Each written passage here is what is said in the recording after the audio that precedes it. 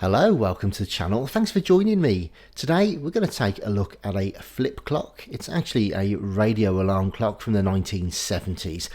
I've always been fascinated by flip clocks, always wanted one. I never had one, but my parents had one when I was a kid, so it kind of brings back some nice memories. And I am fascinated by the mechanism and the kind of gentle ticking over of the leaves as they change time. Now, I grew up with more of a digital alarm clock, so I've always fancied having one around the house, and I've found one that doesn't work, so it doesn't look to be in too bad a condition. It seems to be pretty much intact and complete from what I can tell, so I'm hoping to get it running today. So, now that it's unpacked, let's take a closer look, see what we've got. So the unit we're looking at today then is a Waltham model, a very catchy model number of 249W042, and it's a radio alarm clock, as you can see, AM FM radio with a very simple set of controls there. We've got a volume, which also acts as the off switch, and a simple tuning knob on the front as well. The AM FM switch is actually on the side along with an earphone socket. The casing on this actually looks pretty good condition, very 70s with the faux wood, but I kind of really like it, to be honest. And you can see the alarm controls, they're very typical for their time. You've got sleep timers on there, time set for the alarm, all that kind of thing. So quite simple, not terribly accurate, I must admit. Obviously today you can set your alarm clock to within a second or so, whereas back in the day you'd roll the dial and hope for the best. So whether or not you caught the train, depending on quite where the ratchet and the clicks were on your alarm clock setting. These clocks are mains powered only. You can see this one's 50 Hz for the UK. Also has a particularly short cable which I'll need to replace at some point. You can see it's barely bigger than my hand there. But yeah, so it runs directly from an AC, and that's what controls the motor on this. And this particular one, the radio works, but the clock doesn't, or at least it doesn't keep time properly. And that will be something to do with the motor itself not running at the correct speed when related to the electricity supply that's coming in. Probably just a sticky motor, a bit glooped up after all these years. So I'm hoping this should be quite an easy fix, but it should be good fun just to get inside, have a look, see what it's made of, and see if we can get this thing running properly. Right, that's it. Let's get on with it. So before we get it open, it's nice to see exactly what the issues are. So I've just flicked over to the next minute at the same time as starting a stopwatch here, and we can see whether or not it changes over at the correct time, whether it changes early, late, or not at all. So let's see how we get on. Place your bets. So I'm just running this at 4 times speed for a minute to literally pass the time, and as we approach the minute, let's see what happens. Incidentally, I'm just touching the screen on the phone every now and again just to keep it alive so we can see what's going on. And here we go then, 58, 59, and oh, nothing, it hasn't changed. Okay, well we'll keep it running just to see whether or not it does change. Let's speed it up a bit. So again, we're at 4 times speed, just waiting to see whether it ticks over. It's 2:59 now, and any second, hopefully at some point there'll be enough push behind this to make, there she goes, 1 minute 35 then that took. But if you also notice, it didn't actually turn the hour either, it's still at 2. So we'll just keep it running for another minute or so, see if anything else happens. And I'm just running it at 6 times speed now, so we're over 2 minutes look into this, and it hasn't changed again yet. Fingers crossed. There she goes. That was about 2 minutes 13 that time, so it's taking well over a minute to change over, plus indeed the actual hour isn't going either, so we need to get this open, give it a bit of a clean, have a look and see if we can actually get this thing moving again. But just before we do that, I'm going to wait till 2:02 and see how long that takes.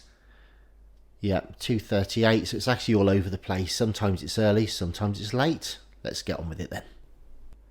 Okay, this should be quite easy to get into then, really. I think the first thing we'll do is just get these knobs off of the front. And once we've done that, it should just be a case of removing a few screws from the case and removing the shell. So the casing is coming away nicely. The only thing that's attached is the speaker, and that's point to point wired and soldered on both sides, so there aren't any plugs we can disconnect. I'm going to leave that be for a minute.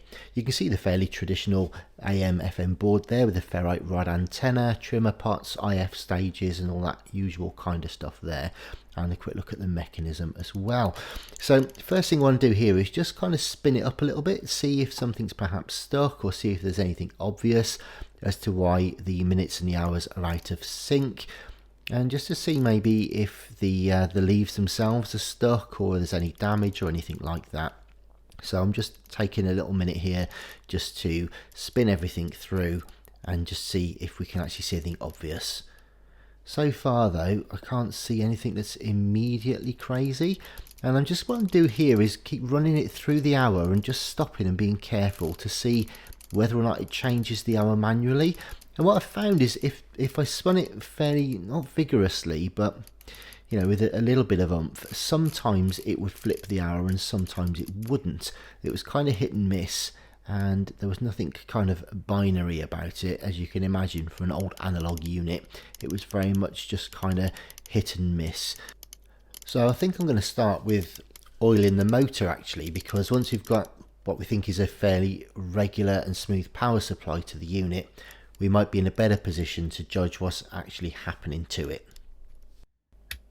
So here I'm just turning the motor on and off a couple of times, see if there's anything stuck that might free itself up, and it's definitely spinning, it's just not spinning regularly or at least at the right speed. So we're going to have to get in there and try and give that a clean as best we can. Now this is quite a typical mechanism here of its time, this copal motor. And we need to remove the cap that the copal label is on there to see if we can get in there and lubricate or clean up the actual motor stator. The only thing with it is though, to get to it we just need to move a few things out the way. So I'm just uncoupling these micro switches at the moment. These are the sorts of things that contain the on off for the sleep timer and that kind of thing. So we'll just get a few of these ancillaries out of the way real quick so we can get to the motor.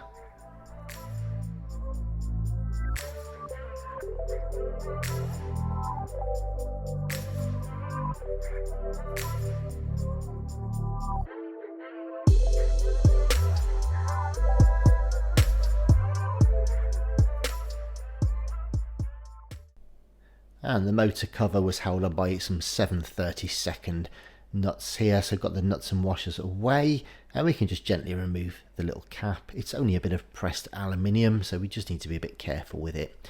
But there it is, that's out the way. All we need to do now is see if we can get this motor spinning.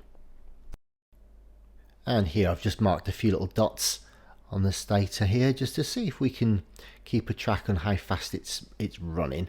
There is quite a bit of run out on that, but that's exactly how it would have been made at factory, and there's no real weight to this, so I'm not concerned about the bearings or anything. So here we're just kind of spinning it manually. Obviously it's disconnected from the mains at this point, and I'm just going to put a little drop of alcohol into there.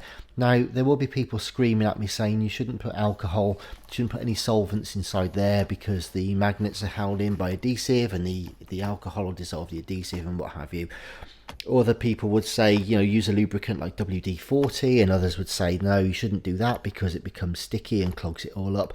There's as many answers out there as there are questions. You've just got to kind of work on the principle that at the end of the day we need to get this freed up to get it working. So I'm choosing to use a drop of alcohol followed by a little drop of very light machine oil as well, and just run it up. Use as little chemicals as possible and just keep running it up, see if it will get itself free.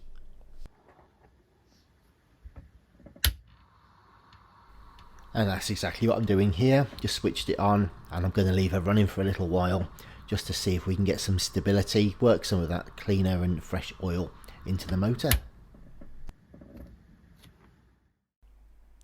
So the next stage was to move on to the alignment of the minutes and hours. There were a couple of tangs that retain the leaves for the minute and hour reels that you can see just there, and I gave them a very careful clean. I noticed that the one holding the minutes back was actually a little bit bent. You may just see it on the screen there, and I think that's probably why they weren't really aligned. So I tweaked that back into position and also adjusted the little spring that links the minutes and the hour reels together. There are other videos out there that explain how that works in a lot more detail than I'm doing here, so this is just a cursory overview, but you can see how the mechanism works, and it was just a case of fettling and tweaking the little tangs and the springs until the leaves turned over smoothly and went through 58 minutes, 59, back to 0 at the same time as clicking over the corresponding hour. So I think that's all sorted. Let's just give it a test run. And just a quick time lapse here then of some of the hours and minutes ticking through. All very nice, from 2:58, 2:59 over to the hour correctly this time and back onto the next minute. So yeah, happy days. Next I'm just going to set the timer to try that, and I've just adjusted this for some time around 5 o'clock, just about 5 past 5. So I'm just watching the minutes and sort of timing it and just making doubly sure that the motor's running at the right speed and that kind of thing. But you can see we're pretty much there, and I think any time now the alarm's going to go off and the music will start.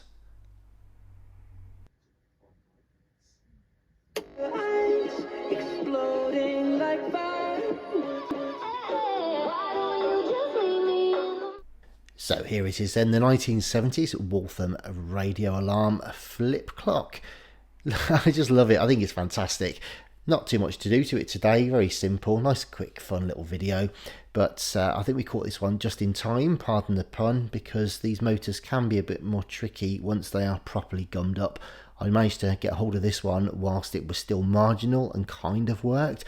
So the main issues really was firstly timekeeping, and secondly the fact that the minutes didn't tick over to the hour correctly. So we've realigned the hours and minutes, got the time to display correctly, and also got it to run correctly as well. I've got to say, I've had this running now for 5 or 6 days since I recorded this. I actually had it in the kitchen, and it's been a great little clock to have. We're going to move it up into the bedroom shortly, but I've just been keeping an eye on it all the time, and it's running perfectly. It hasn't lost even a minute. It's bang on even after about 5 or 6 days, so I'm super pleased with it. It's got that gorgeous soft warm glow that you can only get from a 70s alarm clock. At some point I'll take it apart properly and give it a decent polish on the inside. It's a little bit foggy on the lenses, but that's not the end of the world right now.